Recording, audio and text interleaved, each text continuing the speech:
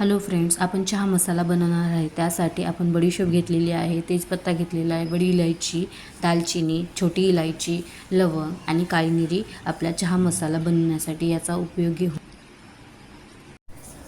आपण कढई गरम करायला ठेवायची आहे. त्यामध्ये सगळे मसाले जे दाखवलेले आहेत ते सगळे मसाले आपण कढईमध्ये टाकून ते मंद आचेवर गरम करून घेत आहेत, कारण त्यातला ओलसरपणा निघून जाण्यासाठी ही प्रोसेस करणं आवश्यक आहे. नाहीतर आपला मसाला जर आपण गरम रोस्ट नाही केला तर तो खराब होईल. यासाठी ही प्रोसेस महत्त्वाची आहे. सर्व मसाले मिक्सरच्या जारमध्ये टाकायचे. त्यानंतर ते मिक्सरवर बारीक वाटून घ्यायचे. त्याच्यामध्ये सुंठ पावडर, रेडीमेड सुंठ पावडर टाकायची. त्यानंतर मसाला मी इथे काचेचा जार घेतलेला आहे चहा मसाला ठेवण्यासाठी, कारण तो चहा मसाला खूप दिवस स्टोअर करायचा आहे आणि आपण डेली यूज करतो.